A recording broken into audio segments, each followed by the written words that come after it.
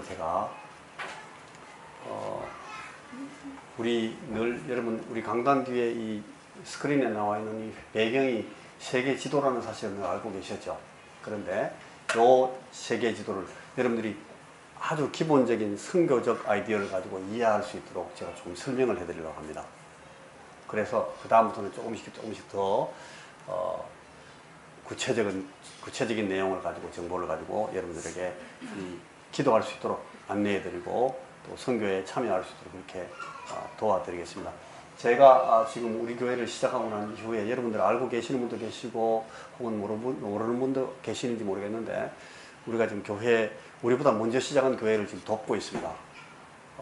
뭐 재정적으로 많이 큰 돈은 안 됩니다만은 돕고 있고 기도하고 있고 그 교회들이 이렇게 성장해 나가면서 보고 있습니다. 그리고 우리 해외에도 지금 제가 아직까지는 여러분들에게 구체적으로 어느 지역, 어느 교회다, 어디서 교회가 시작된다 하는 말씀을 지금 드리지는 못하고 있는데 몇 군데를 좀 놓고 기도하고 있고 여러분 그 하트크라이라는 그런 국제 선교단체가 있어요. 5대륙에서 지금 선교부를 갖고 있는데 그 선교부하고 우리가 시작한 그 길과 강 선교회하고 연결해 가지고 선교적인 사역을 이렇게 펼쳐 나가려고 준비를 하고 있습니다. 아마 올해 내에 우리가 우리 교회를 또 새롭게 개척하는 그런 일을 시작할 수 있을 거라고 생각합니다. 우리 교회가 아직까지 뭐 재정적으로 많이 이렇게 여러분 어떻게 생각하시는지 모르겠습니다만 많이 비용을 필요로 하지 않는 교회입니다. 그래서 우리 교회가 갖고 있는 재정의 많은 부분들을 우리가 이 부분에 지금 집중해서 쓸 수 있는데 지금도 애를 쓰고 있으면 앞으로 더 많이 노력하도록 그렇게 하겠습니다. 여러분 이 지도를 보시면 들어갑니까? 이 지도가 여러분 보시기에 어떤 대륙이 중심이 되어 있는 지도입니까? 이 지도의 중심은 축이 어디입니까? 여기가 유럽입니다. 유럽과 아프리카가 중심이 되어 있는, 그러니까 이 서구 사람들이 만든 지도입니다. 우리 아시아 사람들이 만든 지도가 아니고 우리는 아시아 중심이 되려면 이 부분이 조금 더 일로 오고 이게 이쪽으로 갑니다. 그런데 지금은 여기가 유럽입니다. 북유럽이고 영국이고 여기가 프랑스입니다. 그리고 여기 이베리아 반도에 에스파냐하고 포르투갈이 있고 여 밑에는 쭉 이제 여러분 북아프리카 지중해거든요. 지중해가 있고 북아프리카 지역이고 여기는 여러분 서부아프리카, 웨스트아프리카라 해서 나이지리아 같은 얼굴이 새까맣고 반짝반짝하는 까만색 얼굴을 띠고 있는 사람들이 있어요. 흑인들 가운데도 새까맣고 반짝반짝 이 에보니 블랙이라 그러는데 반짝반짝하는 그 피부를 갖고 있는 사람들입니다. 이쪽 사람들입니다. 그리고 약간 짙은 흑색, 갈색, 여러분 진한 이 색깔이 검은색으로 보이는 사람들이 있어요. 그 흑인들은 주로 이 동부하고 남부 흑인들입니다. 제가 사역했던 나라가 여기 있는 모잠비크입니다. 모잠비크 맞은편에 있는 이 나라가 마다가스카르이고 여기 뭐 세이칠리 같은 섬들이 몇 개 있는데 이 섬이 제일 중요한 아프리카 대륙의 섬입니다. 그리고 요 남부 아프리카, 요거는 서던 아프리카, 그 다음에 여기 이스트 아프리카. 이스트 아프리카의 제일 대표적인 나라는 여러분 잘 아시는 케냐입니다. 케냐하고 소말리아가, 소말리아, 그 다음에 이디오피아가 있습니다. 그리고 이게 이제 아프리카 쪽이고, 여기는 여러분 제일 큰 나라가 어느 나라죠? 이게 러시아입니다. 러시아, 옛날에는 소비에트 유니언이라고 그래가지고 USSR이라고 썼던 소비에트 연방, 소련이라는 나라가 이만큼 있었습니다. 이만큼. 이까지 있었습니다. 여기도 이까지 있고 이랬는데 이 소련이 지금 고르바초프 이후에 1990년대 초반에 많은 그 소수민족들이 민족 국가들을 독립을 했기 때문에 사회주의를 그대로 따라가는 나라들이 많이 있습니다만은 지금 여기 있는 많은 나라들이 이미 독립을 했고 그 다음에 그 나라들 가운데는 지금 서구 쪽으로 심지어는 그 대서양 조약기구 서방들이 자기들이 이렇게 연합하고 있었던 그 서방으로 속해버린 나라들도 많이 있어요. 그래가지고 지금 막 러시아하고 갈등이 있고 그 다음에 요 지역에 있는 나라들을 갖다가 아시아의 중간에 있다 그래가지고 중앙아시아라고 합니다. 중앙아시아에 있는 나라들 중에 유명한 나라가 큰 나라들이 카자흐스탄이 있고 그죠? 카자흐스탄, 뭐 키르기즈스탄, 그 다음에 우즈베키스탄, 뭐 투르크메니스탄 뭐 이런 나라들이 스탄이라는 나라들이 다 그 무슬림 나라들인데 그 나라들이 있고 요게 지금 어느 나라입니까? 요게 몽골입니다. 몽골. 여기 몽골이고, 요 밑에가 이 나라가, 요 큰 나라가 중국이고, 이게 어느 나라입니까? 다 알고 계시네. 이게 우리나라고, 여긴 어느 나라입니까? 여기는 뭐가 있습니까? 여기는 울릉도가 있고 독도가 있습니다. 독도는 우리 땅입니다. 그리고 여기까지가 우리나라고, 요거는 일본입니다. 여기가 사할린이고요. 여기 사할린이구나. 그죠? 여기가 이제 극동이고, 여기 뭐, 우라디보스톡이 여기에 있고, 여기에, 하바롭스크 같은 데가 있고, 이게 사이베리아, 이 시베리아입니다. 시베리아, 모스크바가 이 정도에 있고, 그죠? 요번에 그 월드컵 한다고 여기서 막 뛰어다녔습니다. 여기, 요 끝에 여기에 지금 러시아의 두 번째 도시, 그 생테페테르스부르크, 옛날에 레닌그라드라고 했던 여기가 있고, 여기 북유럽에 여러분 잘 아시는 노르웨이, 핀란드, 노르웨이, 스웨덴, 그런 나라들이 여기 있습니다. 요 위쪽으로 여기 요 덴마크고, 이 덴마크가 이 그린랜드, 이게 그린랜드입니다. 그린랜드가 이 덴마크 땅입니다. 여기가 아이슬란드입니다. 아이슬란드 이번에 많이 보셨죠? 이쪽은 보시면 여기가 미국이고, 위쪽은 캐나다고, 여기 알라스카입니다. 여기 중미인데 제일 밑에, 바로 밑에, 미국 바로 밑에 있는 나라가 멕시코고, 그 다음에 과테말라랍니다. 과테말라, 여기 뭐 쿠바도 있고, 아이티도 있고, 뭐 이런 나라들이 있고, 이 밑에 이제 쭉 무슨 우루과이, 파라과이, 콜롬비아, 뭐 쭉 긴 거는 페루, 뭐 칠레, 페루 있고, 뭐 여기 브라질이 크고, 그죠? 아르헨티나가 여기에 있고 막 그렇습니다. 근데 여기에 이제 여러분, 제가 지난 화요일 날 밤에 나와가지고 이걸 조심스럽게 이걸 떼가지고 작업을 했는데, 여기 네모로 칸을 하나 만들어 놨죠. 이걸 여러분 10, 40 창이라고 합니다.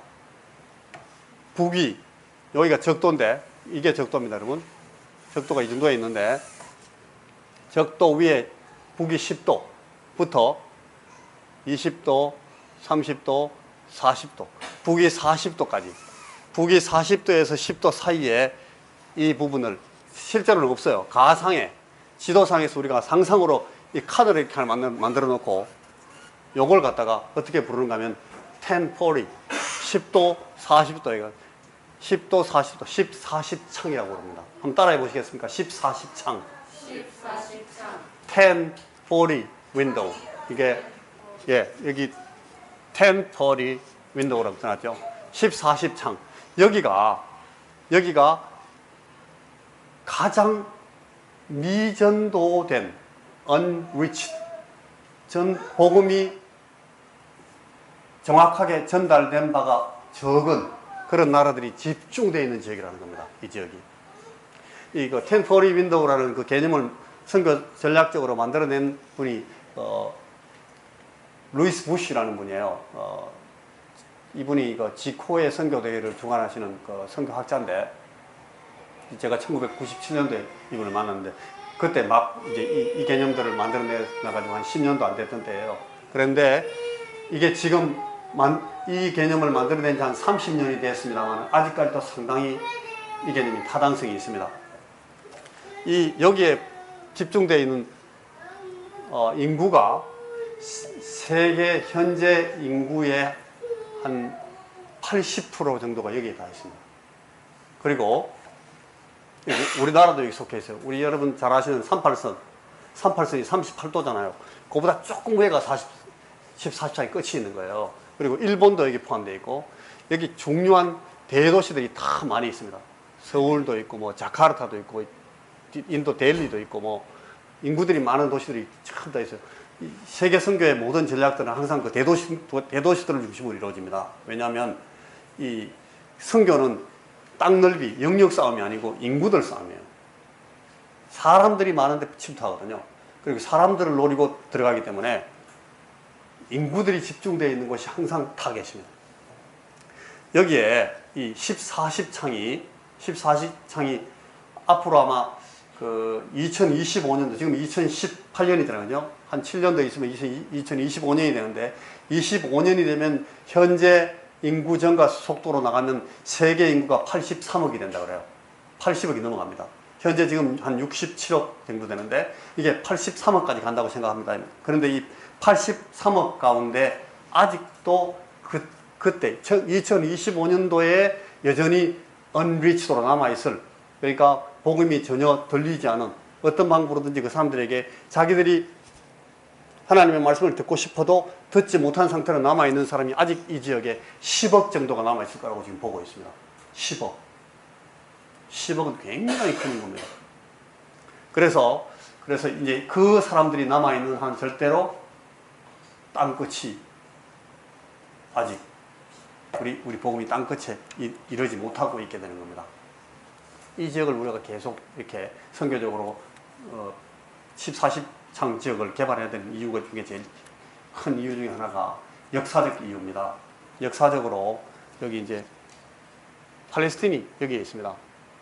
그리고 그 노아 홍수 났을 때 그 노아의 그 방주가 제일 마지막에 탁 걸려 있는 마지막 산이 어디입니까? 아라라트 산이죠. 아라라트 산이라는 산이 지금 현재로 보기에 그 아르메니아 쪽이라고 봅니다. 아르메니아는 여기에 있습니다.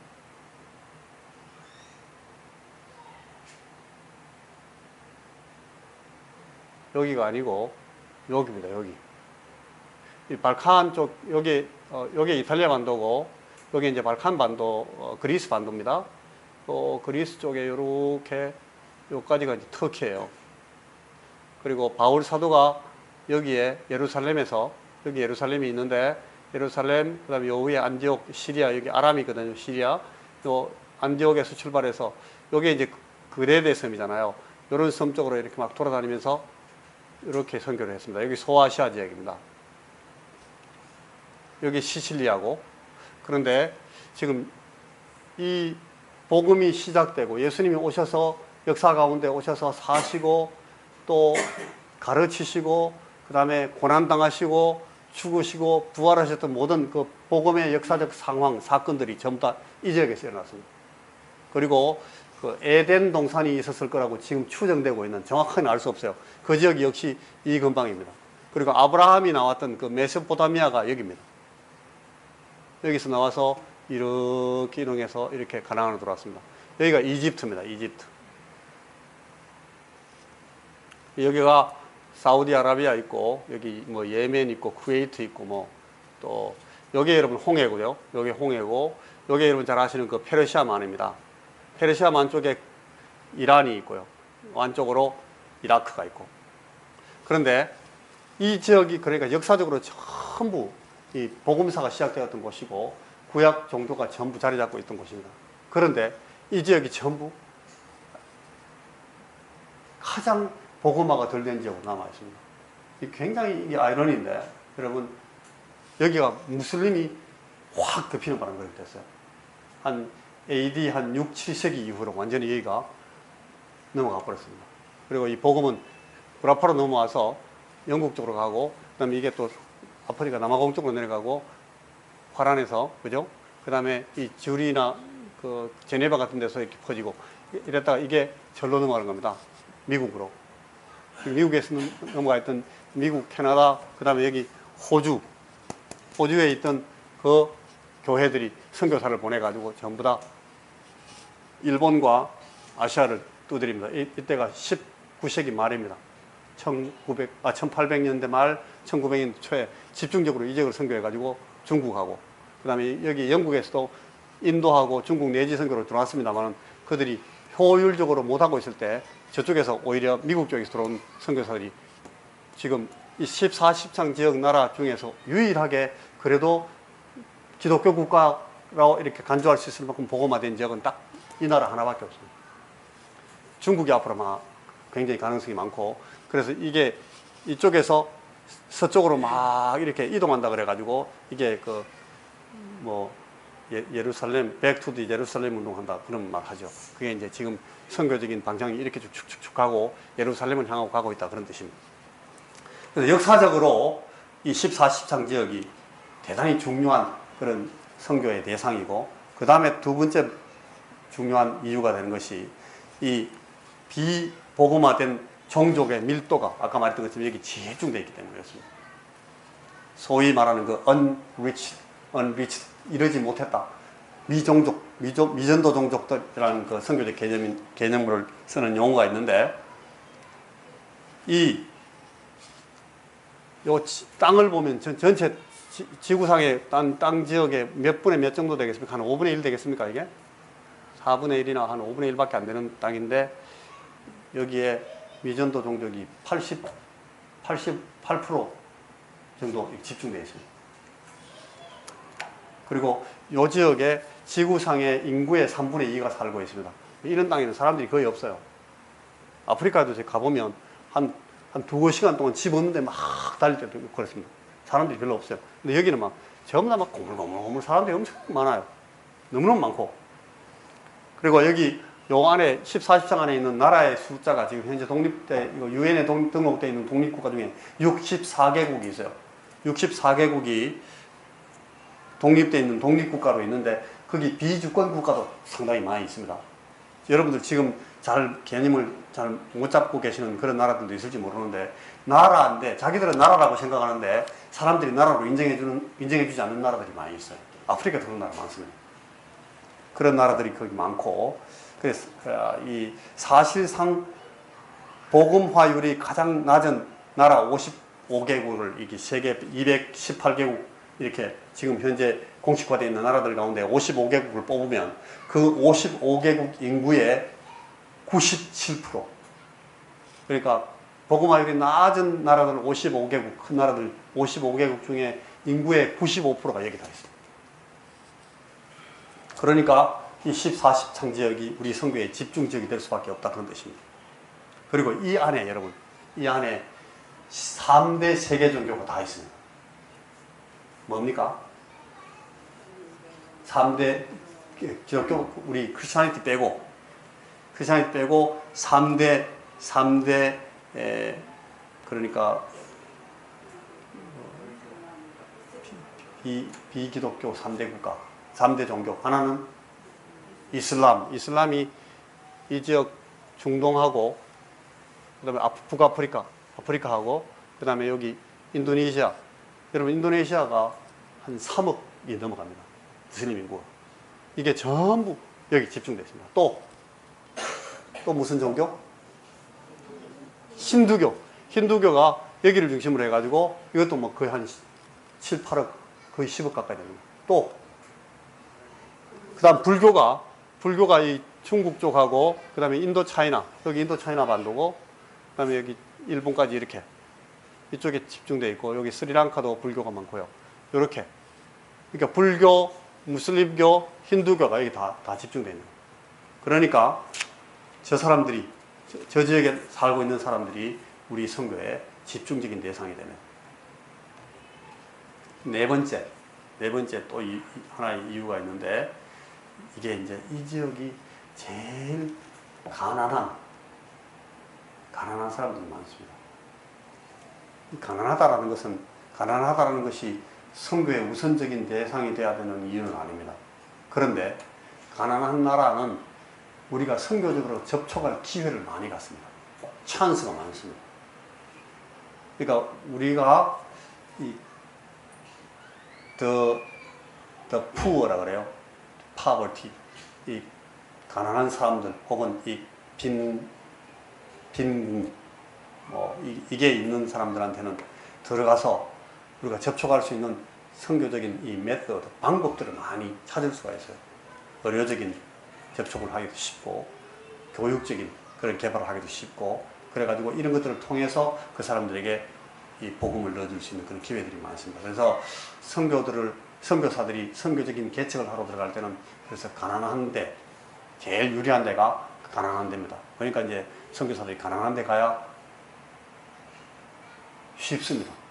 제가 선교사로서 설명할 수 있는데, 그 다음에 제일 최고 좋은 데가 어딘가 하면 그 피난민들이 모여있는 난민 지역입니다. 전쟁 난민들. 전쟁이 터지면 사람들이 막 헐떡거립니다. 그리고 거기에는 들어가면 굉장히 기회가 많습니다. 제가 아프리카에서 한 5개국 서비하고 나서 선교 지역을 결정할 때, 모잠비크로 들어갔던 이유가 그때 전쟁하고 있었습니다. 전쟁이 터지면, 전쟁할 때 들어가면 뭐가 안 들어가면 돈이 안 됩니다. 돈이 안 들고 몸으로만 때우면 되는 그런 일이 굉장히 많습니다. 그러니까 제일 만만한다 그런 일이에요. 기도하고 나서 그런 짓을 하는 거예요. 지금도 그런 지역들이 여기 집중되어 있는 겁니다. 이런 지역에 들어가서 선교할 여지가 굉장히 많습니다. 선교사들이 그러니까 좀 이렇게 가난한 데 가서 고생하는 선교사들이 사실은 제일 편한 선교사들입니다. 그 사람들이 마음은 제일 편합니다. 근데 막 좀 반질반질하고 깨끗하게 잘 사는 그런 동네 가서 선교하는 사람들이 고생합니다. 그분들은 마음의 갈등도 많고 도전도 많고 아주 힘들죠. 그러니까 뭐 실력 있는 사람들이 그런 데 가는지 모르겠는데 하여튼 그렇습니다. 그래서 이런 14시창 지역에 그 사회학적인 개발 지수라고 그러는데, 사회학적인 개발 지수를 말할 때 세 가지 요인을 따집니다. 하나는 평균 예상 수명. 평균 예상 수명이 짧은 것이 사회학적인 이 생활 지수가 낮은 겁니다. 그 다음에 유아 사망률을 따집니다. 유아 사망. 어린 아기 때 2살 미만 때 죽어버리는, 혹은 3살 미만 때 죽어버리는 그런 유아 사망률이 높은 나라가 이 사회학적인 개발 지수가 낮은 나라로 보는데, 그런 나라들이 여기에 다 모여 있습니다. 그리고 또 한 가지, 세 번째 사회 개발 지수를 따질 때 따지는 요인이 뭔가 하면 그 문맹률입니다. 문맹률. 세계에서 문맹률이 가장 낮은 나라. 그러니까 자기 문자를 갖고 있고 문자를 읽고 쓰고 그걸 가지고 이렇게 소통할 수 있는 그런 그 문맹, 그걸 못하는 사람들은 문맹이라 그러는데, 그 문맹의 율이 지금 세계에서 제일 낮은 나라가 딱 한 나라가 있습니다. 어느 나라입니까? 네? 우리나라입니다.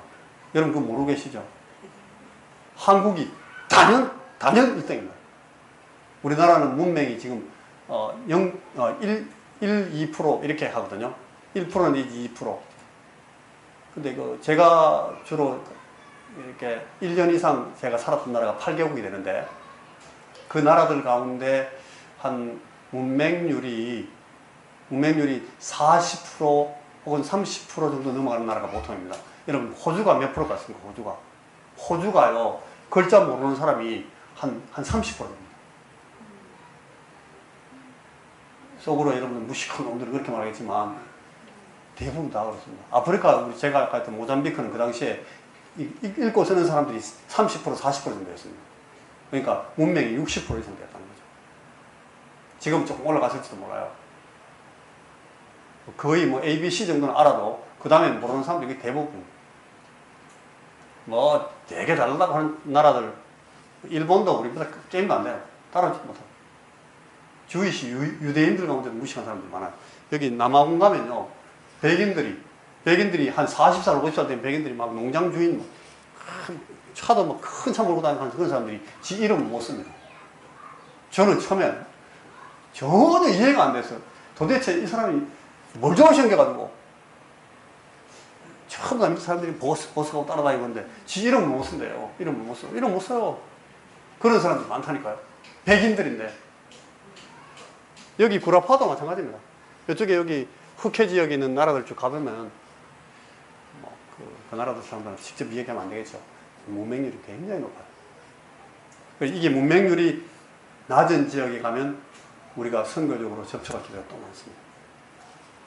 예를 들면 여기 파푸아뉴기니인데, 파푸아뉴기니에는 인구 가운데 뭐 한 5% 이게 문자 해독률 갖고 있으면 5%가 안 될 거예요.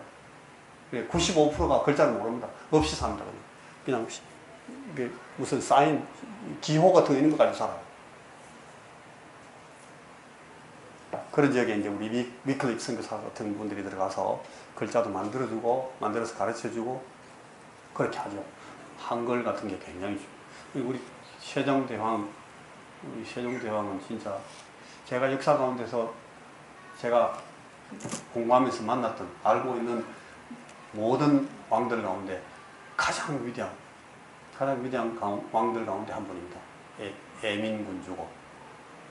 우리는 굉장히 복이 많은 나라에 태어났습니다. 여러분, 제가 어릴 때는 우리는 굉장히 가난한 나라에 태어났다.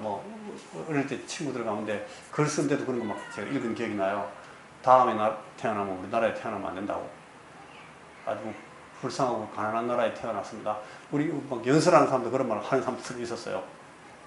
그게 아니고 진짜 우리는 좋은 나라에 태어납니다. 하나님 은혜로 정말 감사해야 될 그런 나라에 태어났습니다. 너무 시간이 제가 생각했던 훨씬 시간이 많이 가버렸는데 다음에는 짤막짤막 한 5분 정도 할게요. 이 40창 안에도 작은 창구멍들이 많이 있어요.